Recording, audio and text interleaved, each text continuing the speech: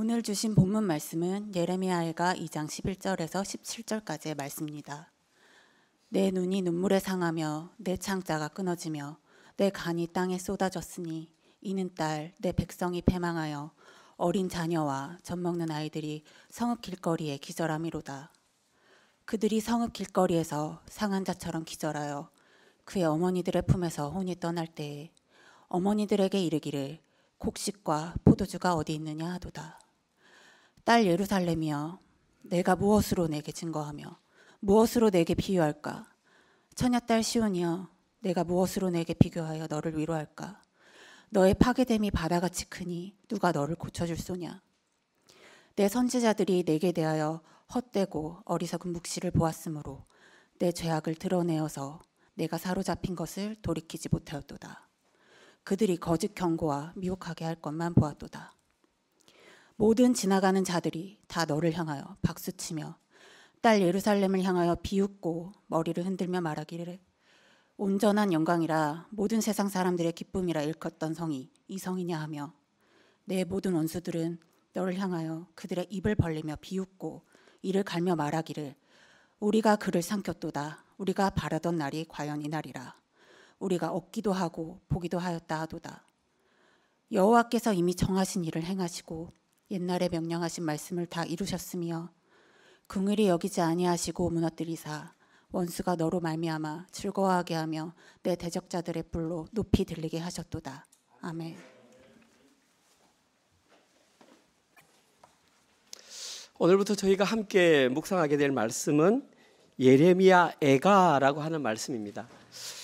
모르겠습니다. 교회를 어린 시절부터 다닌 분들은 예레미야 애가에 대해서 들어보셨는지 모르겠지만 사실은 신앙생활의 연수가 별로 안 되신 분들은 성경에 이런 책이 있어 라고 할 정도로 생소한 책이 바로 예레미야 애가입니다. 그리고 사실 저도 이 설교를 하면서 예레미야 애가라고 하는 성경은 처음으로 설교합니다. 그래서 저도 설교를 준비하면서 은혜를 많이 받았고 여러분들도 한번 같은 은혜를 누려봤으면 좋겠습니다. 먼저 예레미야 애가라는 성경을 이해하기 위해서는 그 전에 두 가지 기본적인 내용을 알고 있어야 합니다. 첫 번째가 뭐냐 하면 이 성경책의 제목입니다. 우리가 지금 읽고 있는 성경의 제목은 예레미야 애가입니다. 그런데 사실은 이 예레미야 애가라고 하는 제목은 원어의 제목은 아닙니다. 이 예레미야 애가라고 하는 제목은 어디서 왔냐 하면 70인역이라는 성경에서 번역될 때 그렇게 번역했습니다. 뭐 아시는 분들도 계시겠지만 70인역이 뭐냐 하면 원래 구약 성경은 이스라엘 사람들의 말인 히브리어로 기록되어 있습니다. 그러니까 그 책은 이스라엘 사람들만 읽을 수 있습니다. 그런데 예수님 당시 그 얼마 전까지 세계를 통치했던 것은 이 헬라어입니다.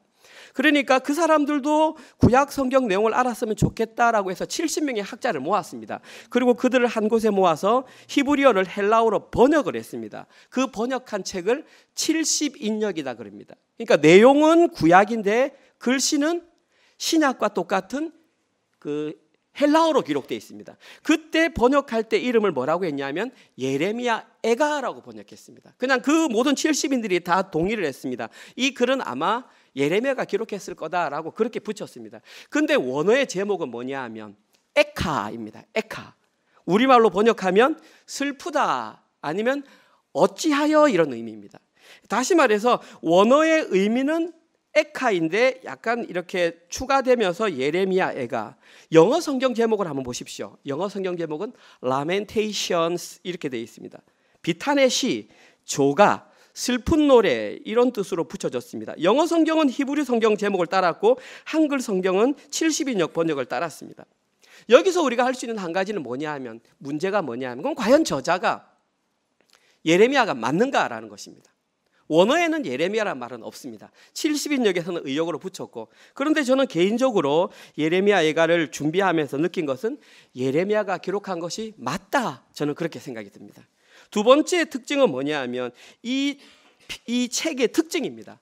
한글로 성경을 보시면 여러분들이 아실지 모르겠지만 이 예레미야 애가는 시입니다. 시.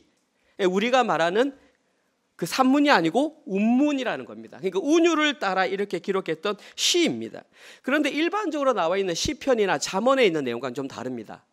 우리 한글로는 당연히 모르고요. 원어로 보면 이렇게 되어 있습니다. 히브리어는 알파벳이 22개가 있습니다. 제일 먼저 기록된 것이 알레프, 그 다음에 베트, 김멜 등등 이렇게 영어로 말하면 A, B, C, D, E, 한글로 말하면 가나다라 이렇게 시가 쓰였습니다. 이렇게 시은 시를 뭐라고 하냐면 어려운 말로 죄송합니다. 답관체라고 합니다. 답이라는 것은 밟을 답자, 관은 머리 관자, 머리 글자를 따라 밟았다 답관체. 영어로는 아크로스틱스라고 합니다. 그러니까 그런 원리대로 쭉 기록이 되어 있습니다. 히브리어 A에 해당하는 글자 한 줄, B에 해당하는 걸 줄줄. 그리고 전체 5장인데 4장이 그렇게 되어 있습니다. 1장, 2장, 3장, 4장 그렇게 되어 있습니다. 그런데 그중에 3장을 한번 보시면 무려 66절이 되어 있습니다. 목사님 22개라면서요. 근데 왜 66절이에요? 그러면 어떻게 했습니까? AAA, BBB 한 운율에 3개를 썼기 때문에 3장은 66절로 된 겁니다. 그런데 참고로 마지막 5장은 22절임에도 불구하고 답관체로 안 쓰고 그냥 일반 시로 썼습니다. 여러분의 이해를 돕기 위해서 한번 이렇게 해볼게요. 한글로 누군가 시를 지었습니다. 제가 한 게 아니고요. 제가 찾은 겁니다. 가는 일을 무슨 수로 막을 수 있을까? 그저 오늘도 나에게 웃어 보이던 당신을 추억하며 다시 한번 당신과 내가 거닐던 라일락 꽃밭을 걸어본다. 마음의 병은 시간이 약인지라 점점 바래져가는 추억에 안도하고 사르르 눈을 감고 꽃내음에 처했다. 너는 아직도 희미한 무의식에 쭉쭉쭉 이렇게 시를 만약에 어떤 사람이 가에서부터 하까지 적었다면 왜 답관체로 적었을까라는 의문을 갖습니다. 만약에 이 시를 예레미야가 적었다면 왜 A, B, C, D 순서에 따라 적었겠는가? 이유가 있을 거 아닙니까? 여러 가지 이유가 있겠지만 저는 가장 대표적인 이유가 기억하기 편하다고 한 것 같습니다. 우리가 보통 시험 공부할 때 머리 잘하는 사람 암기할 때 전체를 암기하지 않습니다. 머리 글자만 암기합니다. 중요한 거 요약하고 머리 글자 딱딱 해놓고 시험 장소에 들어가면 머리 글자 먼저 딱 적습니다. 그리고 까먹을까 봐 뒤에 쫙 연결시킵니다. 아무도 안 그럽니까? 저는 그렇게 했습니다. 저는 호주에 와서 공부할 때도 40대 중반에 한글로도 하고 제가 SMBC에서 영어로도 했을 때에 제가 영어가 약하다 보니까 다 적을 수가 없으니까 저는 제가 머리 글자만 딱 외워갑니다. 그리고 시험 문제가 나오면 그 머리 글자 먼저 쫙 적습니다. 그리고 까먹을까 봐 뒤에를 막 연결시켜서 이렇게 답안지를 제출했던 기억이 있습니다. 마찬가지로 잘 기억하기 위해서 무엇을 너희 조상들이 어떻게 실패했는지 그 실패를 기억하라는 것입니다. 잊지 말라는 것입니다. 목요일부터 묵상해 보셔서 알겠지만 예레미야가 전체 내용은 남유다가 멸망을 했던 그 내용을 비탄한 마음으로 비참한 마음으로 노래한 것이 예레미야 애가입니다. 그리고 오늘 저희들이 함께 나눌 본문에서는 특별히 우리의 자녀들에 대한 죽음이 기록되어 있습니다. 뭐 어떤 죽음이 있지만 결혼을 해서 자녀를 낳은 사람들에게 어떤 슬픔이 가장 크냐라고 묻는다면 자녀의 죽음입니다. 오늘 본문에 바로 그 자녀들의 죽음, 현실적으로 어떤 죽음을 당했는지, 왜 죽음을 당할 수밖에 없었는지, 그리고 자녀들을 살릴 수 있는 방법이 오늘 본문에 기록되어 있습니다. 따라서 오늘 본문 잘 들으면 우리의 자녀들이 영적으로 육적으로 죽지 않고 살아날 수 있다. 목사님, 지금 이 시대의 아이들이 죽어가나요? 저는 영적으로 죽어간다고 생각합니다. 그럼 영적으로 죽어가는 우리 아이들을 어떻게 살릴 수 있는지 오늘 본문을 통해서 그 답을 찾아봤으면 좋겠습니다. 첫 번째 내용입니다. 우리 아이들이 죽어가는 현실적인 모습은 11절에서 13절에 이렇게 죽어가고 있었습니다. 내 눈이 눈물에 상하며 내 창자가 끊어지며 내 간이 땅에 쏟아졌으며 이는 내 딸 백성이 패망하여 어린 자녀와 젖 먹는 아이들이 성읍 길거리에 기절함이로다. 그들이 성읍 길거리에서 상한 자처럼 기절하여 그의 어머니들의 품에서 혼이 떠날 때에 어머니들에게 이르기를 곡식과 포도주가 어디 있느냐 하도다.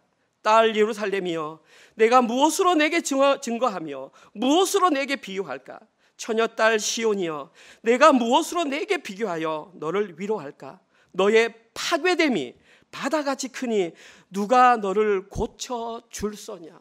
그 절절함이 느껴지십니까? 11절에 보면 이 예레미야라고 가정하고 예레미야가 자기의 슬픔을 표현하는데 세 가지의 신체를 활용했습니다. 첫 번째 눈, 두 번째 창자, 세 번째 간. 첫 번째, 눈이 상하다. 내 눈이 내 눈물에 상하다. 저 상하다의 원어가 뭐냐 하면 완성하다 혹은 끝내다, 마치다. 내 눈이 눈물에 맞췄다, 끝마쳤다. 무슨 말입니까? 너무 많이 울어가지고 눈이 짓물러가지고 더 이상 눈이 그 기능을 하지 못한다.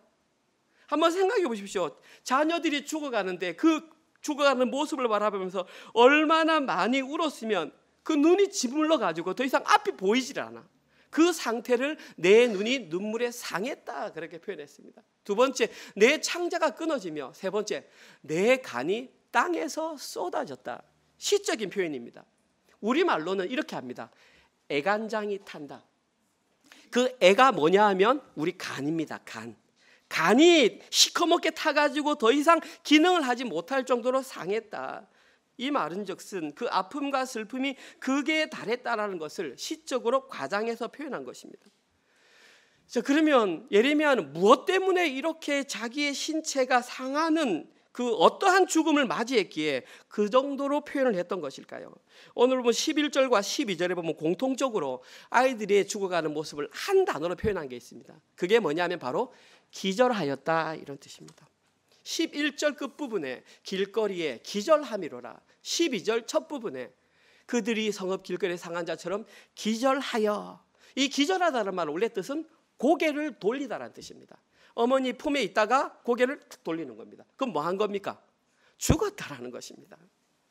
특별히 오늘 보면 12절에 상한 자처럼, 저 상하는 아까 상하다는 것과 다른 단어입니다. 상하다는 할날이라는 뜻인데 칼이나 창을 통해서 몸이 관통하다, 그런 뜻입니다. 다시 말해서 아이들이 칼에 의해 중상이나 사망에 이른 것처럼 지금 완전히 상해서 기절했다, 죽었다.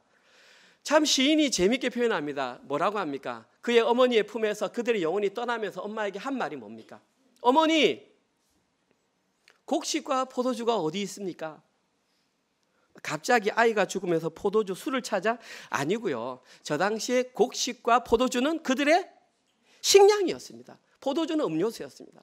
어머니, 음식은 어디 있고 물은 어디 있어요? 라고 하면서 꼭 죽었단 말입니다. 그 모습을 바라보던 어머니의 심정이 어떠했겠냐라는 것입니다. 실제로 바벨론 왕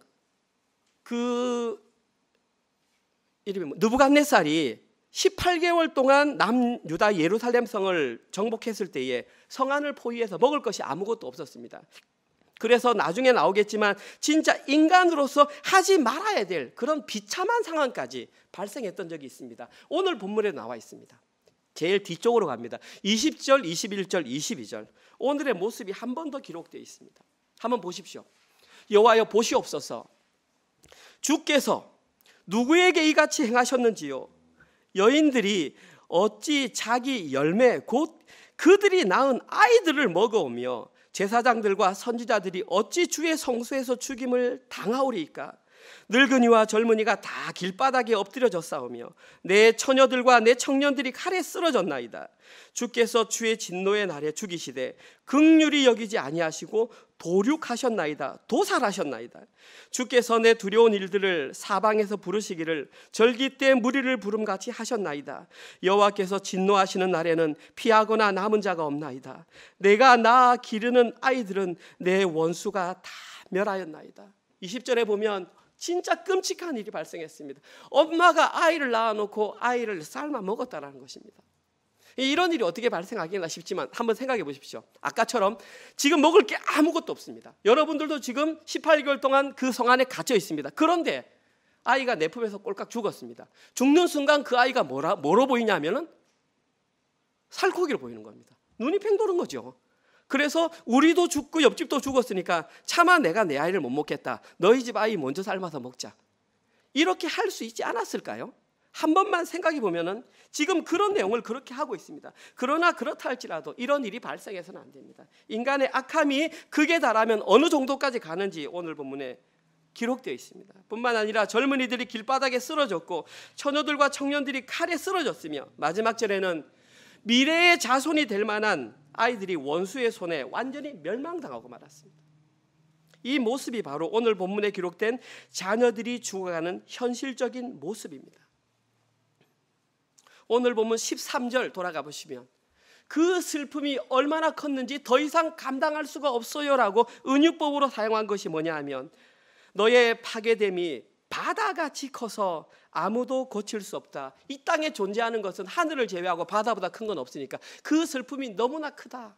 지금 그렇게 표현하고 있는 것입니다. 이렇게 남유다는 자신들의 대를 이어줄 모든 자녀를 잃어버리고 말았습니다.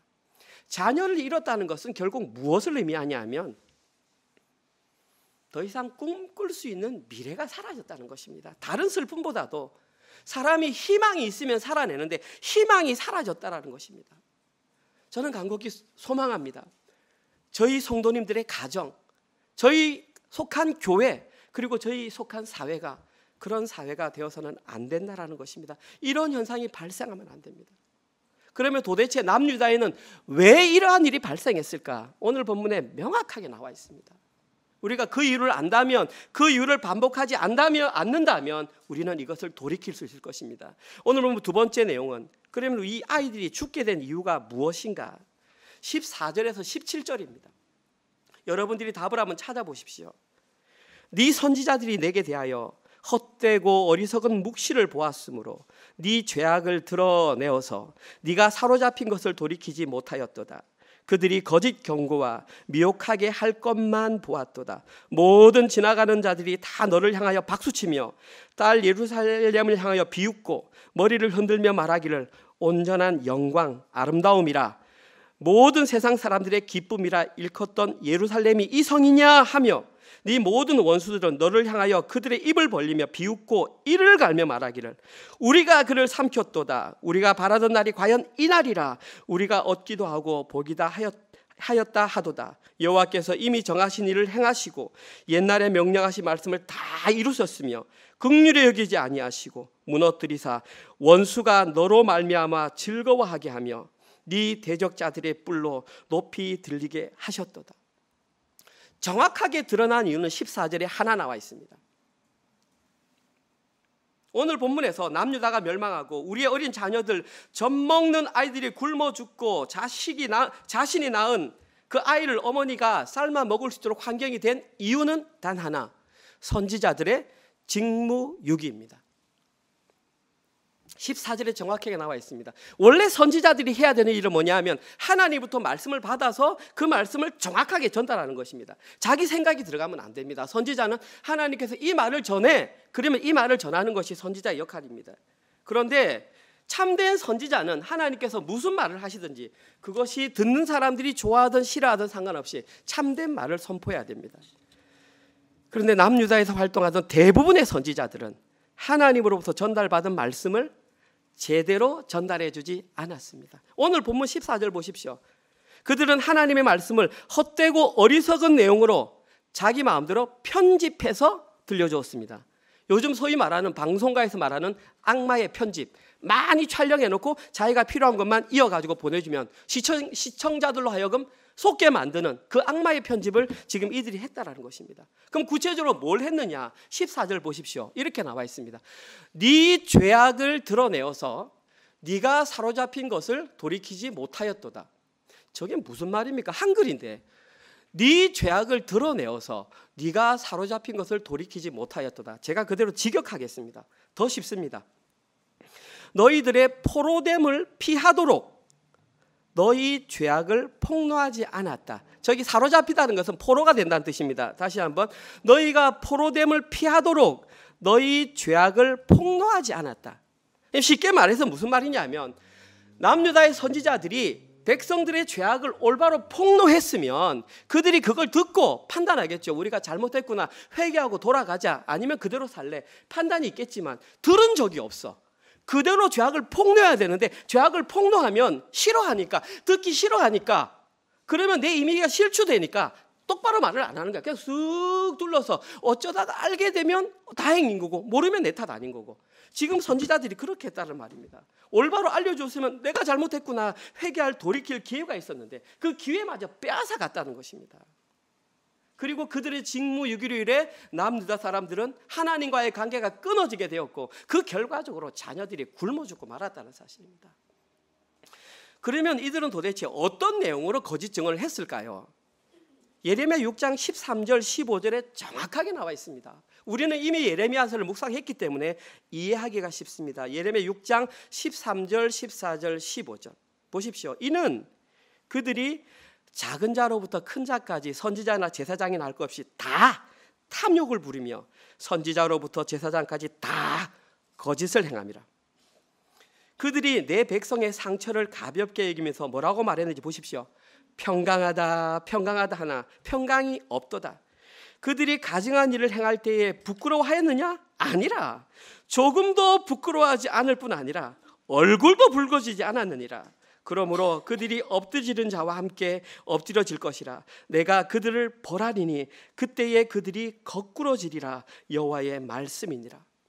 나와 있지 않습니까? 그들이 뭐라고 말했습니까? 하나님께서는 틀림없이 잘못하고 있다고 여러 차례 얘기를 했는데 계속해서 백성들에게 평안하다 평안하다. 남유다 백성들이 죄악을 향하고 하나님 앞에서 떠나감에도 불구하고 그것을 애써 모른 척하면서 평강하다 평강하다라는 말만 되풀이하며 그들을 안심시켰습니다. 하나님께서는 이렇게 표현합니다. 그들은 부끄러워하지도 않았고 얼굴이 빨개지지도 않았다. 이게 무슨 말이냐면 그가 참 선지자라면 거짓 증거를 하면 부끄러워할 줄 알았는데 양심도 없었다 이 말입니다.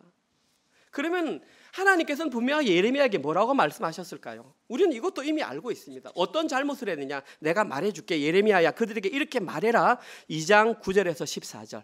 예레미야 2장 9절에서 14절. 하나님께서 말씀하십니다. 그러므로 내가 다시 싸우고 너희 자손들과 싸우리라. 여호와의 말씀이니라. 너희는 기띔 섬에서 섬들에 건너가 보며 게달에도 사람을 보내 이 같은 일이 있었는지를 자세히 살펴보라. 어느 나라가 그들의 신들을 신 아닌 것과 바꾼 일이 있느냐? 그러나 나의 백성은 그의 영광을 무익한 우상과 바꾸었도다. 너 하늘아 이 일로 말미암아 놀랄지어다. 얼마나 비참한지 봐라. 심히 떨지어다. 두려워할지어다. 여호와의 말씀이니라. 이제 말한다. 두 가지 악을 행했다. 첫 번째, 그들이 생수의 근원인 나를 버린 것과 두 번째, 스스로 웅덩이를 판 것인데 그것은 물을 가두지 못할 터진 웅덩이라. 하나님께서는 예레미야에게 명확하게 두 가지를 알려줬습니다. 첫 번째, 너희들은 생수의 근원 대신 여호와 하나님을 버렸다. 생수의 근원이라 말은 생명의 뿌리가 거기 있다. 그분을 버렸다. 두 번째, 오케이. 그러나 버렸으면 다시 찾을 수 있는데 스스로 웅덩이를 파서 거기서 물을 찾으려고 했다.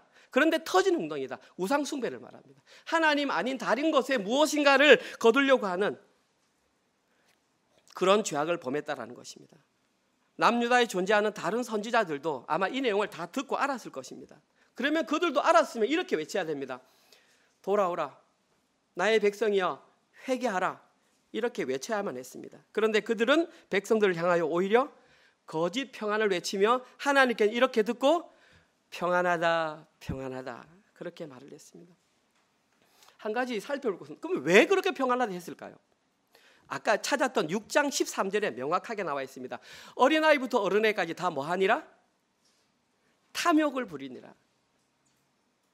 사도 바울은 탐심은 우상 숭배라고 명확하게 우리에게 알려주었습니다. 그들의 마음속에 모두 다 탐욕으로 가득 차 있었기 때문입니다. 쉽게 말해서 가장 대표적으로 선지자들은 자기의 직분을 망각해버렸습니다. 그래서 진실 여부와 상관없이 사람들이 듣기에 좋은 말만, 그래야 내가 좋은 이미지를 얻으니까 사람들이 좋아하는 그대로 오케이, 그거 원해요, 오케이, 저거 원해요, 저거, 그것이 옳은 것이든 그래 전혀 상관이 없어. 내가 이 얘기하면 저 사람은 싫어할 거니까 그렇게 말해주는 지금 그 상태를 의미하는 것입니다. 근데 과연 이 일이 그 당시에만 있었을까요? 저는 과감히 말합니다. 지금 이 시대에도 그런 일은 각 교회에서 동일하게 발생하고 있다고 저는 확신합니다. 그런데 만약에 우리의 자녀들이 그것을 분별하지 못하고 상황이 좋지 않음에도 불구하고 평안하다 평안하다라는 것에 속아서 넘어간다면 오늘 본문의 결과가 우리 자녀들에게 그달이 나타난다는 것입니다. 지금 현재 우리 자녀들이 듣기 어려워도 듣기 힘들어도 정확하게 제시해 주면 자녀들이 듣고 돌아올 수 있는데 그렇지 않다면 그 결과는 이미 정해져 있다는 것입니다. 아모스 8장 11절에 그렇게 말했습니다. 제가 말씀을 안 드렸습니다. 이렇게 되어 있습니다.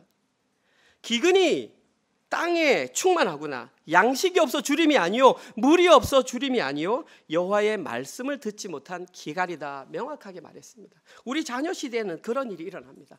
무엇이 방해하느냐? 전 두 가지라고 생각합니다. 첫 번째, 율법주의입니다. 두 번째, 무율법주의입니다. 율법주의는 다시 두 가지로 나눌 수 있습니다. 첫 번째, 종교적 율법주의. 두 번째, 그와 반대되는 자유주의가 있습니다. 종교적 율법주의는 진리, 십자가 복음을 제외하고 종교로 포장해서 계속 행함을 강조합니다. 교회에서 이거 하십시오, 저거 하십시오, 저거 하십시오. 진리는 사라진 상태에서 그렇게 하면서 종교 행위로 포장을 합니다. 자유주의자들은 반대입니다. 진리를 못 듣게 하고 사회 참여를 강조합니다. 가서 선한 일 하십시오. 뭐 해야 되지 않습니까? 저기 해서 이렇게 해야 되지 않습니까? 이렇게 외치는 자들이 자유주의자. 둘의 공통점은 복음이 없다는 사실입니다.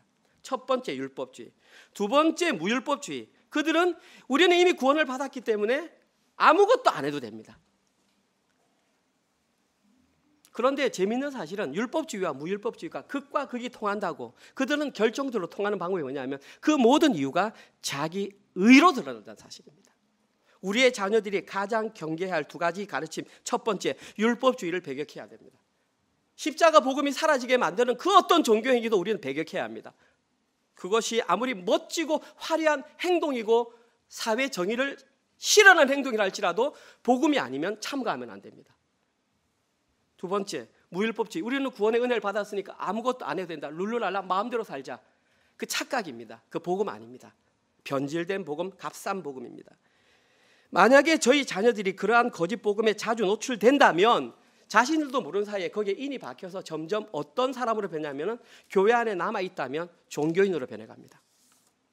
그렇게 자녀들이 종교인으로 변해가서 안에는 뚫뚫 뭉쳤지만 밖에는 전혀 영향을 끼치지 못하는 그런 사람이 되었을 때에 오늘 보면 15절에서 17절에 나오는 세상 사람들이 비웃고 박수치며 손뼉치는 그러한 현상이 발생하는 것입니다. 생각해 보십시오.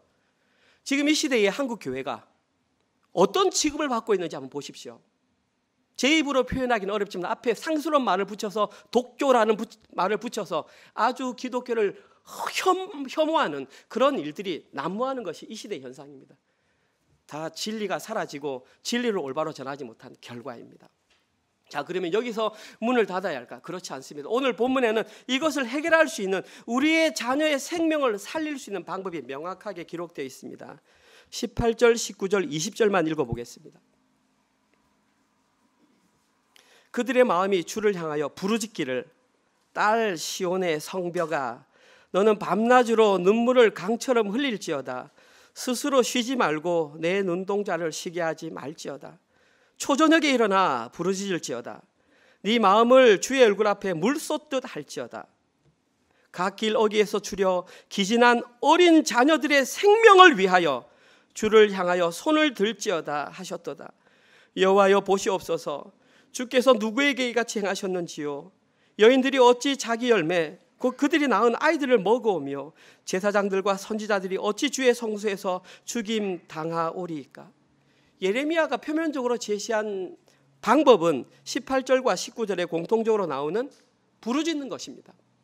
18절에 그들의 마음이 주를 향하여 부르짖기를, 19절에 초저녁에 일어나 부르짖을지어다. 첫 번째, 예레미야가 제시한 생명을, 자녀들의 생명을 살릴 수 있는 방법은 부르짖는 것, 기도하는 것입니다. 자, 근데 재미있는 사실이 18절에 나오는 부르짖다와 19절에 나오는 부르짖다가 원어가 다릅니다. 18절에 나오는 부르짖다의 원어는 차크, 소리치다, 부르짖다. 19절에 나오는 부르짖을지어다는 라난, 외치다, 큰 소리로 부르다. 쉽게 말해서 두 단어의 뜻이 똑같습니다. 똑같음에도 불구하고 각각 두 단어를 다르게 사용했던 이유는 바로 오늘 이 예레미야 애가의 형태 때문입니다. 답관체 따르다 보니까 18절에 해당하는 이 히브리어 단어가 뭐냐면 차대입니다. 차대. 그 차대라는 것 때문에 차크라는 단어를 썼고요. 19절에 나오는 단어는 코프입니다. 이 코프는 19절입니다. 나오는 코프는 일어나, 쿰. 이 단어 때문에 그렇게 운율을 맞추기 위해서 각각 다른 단어를 사용했을 뿐입니다. 아무튼 오늘 본문에서 우리 자녀들을 살리기 위한 첫 번째 방법은 부르짖는 방법입니다. 18절과 19절에는 부르짖는 방법을 아주 다양하게, 정말 버라이어티하게 썼습니다. 첫 번째 18절에 어떻게 부르짖느냐? 밤낮으로 부르짖으라. 두 번째, 눈물을 강철을 흘리며 부르짖으라. 세 번째, 쉬지 말고 부르짖으라. 네 번째, 눈동자를 쉬지 않게 하고 부르짖으라. 울라는 얘기입니다. 19절, 초저녁에 일어나 부르짖을지어다. 네 마음을 주의 얼굴 앞에 물쏟하여 부르짖을지다. 갓길 어귀에서 주려 기진한 내 자녀들의 생명을 위하여 주를 향하여 손을 들면서 부르짖을지어다. 참으로 다양하게 표현을 하고 있습니다. 이것을 다 설명하기에는 시간이 부족합니다. 한 가지만 제가 설명하겠습니다. 19절에 기록된 예레미야는 성도들로 하여금 초저녁에 일어나 부르짖으라고 했습니다. 왜 초저녁에 일어나 부르짖으라고 했을까요? 그 당시나 지금이나 초저녁은 뭐하는 시간이냐 하면 하루의 일상을 마치고 집에 와서 자기만의 안식을 취하는 시간이 초저녁입니다. 오늘 본문에서 예레미야가 초저녁에 일어나 부르짖으라고 말했다는 것은 그 휴식의 시간을 자녀들을 위하여 살리는 곳에 투자하라는 얘기입니다. 부모가 그렇게 기도할 때에 자녀는 살아나고, 부모가 거기에 대해서 무감각할 때에 자녀는 죽을 가능성이 높다. 너희 자녀들이 죽게 내버려 두겠느냐? 살릴 수 있는 경고의 메시지를 주는 것입니다. 지금 어디에 시간을 쓰고 있느냐? 살리고 싶으면 기도하라라는 지금 그런 내용입니다. 결국 자기가 누릴 것 다 누리고 여유가 있을 때 시간을 내어놓고 기도합니다라고 했을 때는 자녀들의 생명이 위협을 당할 수 있다라는 강력한 경고의 메시지입니다. 그러면 표면적인 내용은 부르짖는 것이었는데 진짜 내면적인 이유는 무엇일까? 저는 이 내용을 생각해 보면서 부르짖음의 내용이 무엇일까 생각하면서 20절을 예를 들었습니다. 한번 여러분이 보십시오. 오늘 본문에 이렇게 기록되어 있습니다. 여호와여 보시옵소서, 주께서 누구에게 이같이 행하셨는지요? 라고 말했습니다. 이것을 그대로 의역하면 이렇습니다. 하나님 한번 보세요. 지금 하나님께서 누구에게 이 같은 심판을 행하셨는지 한번 보시기 바랍니다. 제가 왜 이렇게 해석했냐 하면 원어에는 보다라는 단어가 2번 사용되어 있습니다. 그래서 제가 하나님 한번 보세요. 지금 하나님께서 누구에게 이 같은 심판을 행하셨는지 한번 보시기 바랍니다. 보아달라라는 강력한 예레미야의 의지가 오늘 본문에 들어가 있습니다. 그러면서 뭐라고 하냐면 하나님 저희들에게 이러시면 안 되는 거 아닌가요? 라는 그런 푸념이 그 이후에 계속 들어 있습니다. 예레미야가 하나님께 푸념을 했다. 하나님 이러면 안 되는 거 아닌가요? 근거가 있을 거 아닙니까? 예레미야는 무엇을 근거를 가지고 하나님께 그런 푸념을 했을까요? 예레미야 29장 11절에서 13절에 하나님께서 예레미야에게 이런 말씀을 하신 적이 있습니다. 여호와의 말씀이니라. 너희를 향한 나의 생각, 원어는 계획입니다. 나의 계획을 내가 아나니 평안이요 재앙이 아니니라. 너희에게 미래와 희망을 주는 것이니라. 나 너에게 재앙이 아니라 평안 줄 거야. 너희의 미래와 희망 줄 거야. 말해놓고 자녀들이 다 죽고 있습니다. 그 다음에 너희가 내게 부르짖으며 내게 와서 기도하면 내가 너희들의 기도를 들을 것이요 너희가 온 마음으로 나를 구하면 나를 찾을 것이요 나를 만나니라. 지금 예레미야는 그냥 감정으로 하는 것이 아니라 하나님께서 자신에게 들려줬던 그 내용을 그대로, 하나님 우리를 향한 계획이 재앙이 아니라 평안이라고 하셨잖아요. 미래를 주신다고 하셨잖아요. 그런데 아이들이 저렇게 죽어가면 어떻게 하나요? 하나님께 부르짖으면 기도에 응답하신다고 말씀하셨잖아요. 그래서 제가 이렇게 지금 우리 아이들을 살려달라고 지금 기도하고 있잖아요. 예레미야는 이렇게 하나님께 푸념 섞인 기도를 하는 것입니다. 이 예레미야의 기도 속에 여러분 어떤 생각이 드십니까? 저는 예레미야 기도를 계속 들으면서 든 생각이 뭐냐 하면 예레미야는 참 하나님과 가까운 사이구나. 하나님께 이 정도로 표현할 수 있는 친밀한 사람이구나. 그런 생각을 했습니다. 그러면서 어떻게 하면 저희들도 예레미야와 같이 하나님과 친밀한 관계를 누릴 수 있을까 생각을 했는데 그 대답은 의외로 간단하더라고요. 그 대답이 뭐냐 하면 저희들이 예레미야와 같은 사람이 되면 됩니다. 예레미야는 어떤 사람이었는데요? 첫 번째, 예레미야는 자신의 처음 자리를 아는 사람이었습니다. 예레미야는 자신이 어떤 존재인지를 알았습니다. 말씀 안 드렸는데 1장 6절에 하나님께서 예레미야를 통해서 네가 내 말을 전해야 되겠다 그랬을 때 뭐라고 그랬냐면, 하나님, 저는 어린아이입니다. 저는 말을 할 수가 없습니다. 예레미야는 자신이 하나님 앞에 어떤 존재인지 철저한 하나님의 피조물임을 알고 있었기 때문에 하나님의 말씀은 무조건 옳다라는 것에 던졌던 사람이 예레미야입니다. 두 번째, 예레미야는 하나님이 어떤 분인지를 알고 있었습니다. 예레미야는 하나님이 자신의 창조주이시며 자신의 주인이시며 자신의 아버지라는 것을 명확하게 알고 있었습니다. 그래서 오늘 본문에 자녀가 아버지에게 때를 쓰는 것처럼 솔직한 마음으로 자신의 모든 것을 다 내려놓았습니다. 그리고 하나님과의 그런 아버지와 자녀의 관계가 형성된 사람에게는 반드시 이런 현상이 나타납니다. 그게 뭐냐 하면, 자녀된 자가 아버지에게 몸을 맡기듯이 전적으로 그분을 의지하게 되어 있다는 것입니다. 전적으로 그분을 의지하는 조건이 뭐냐 하면, 두 사람 관계가 신뢰가 회복될 때 가능한 것입니다.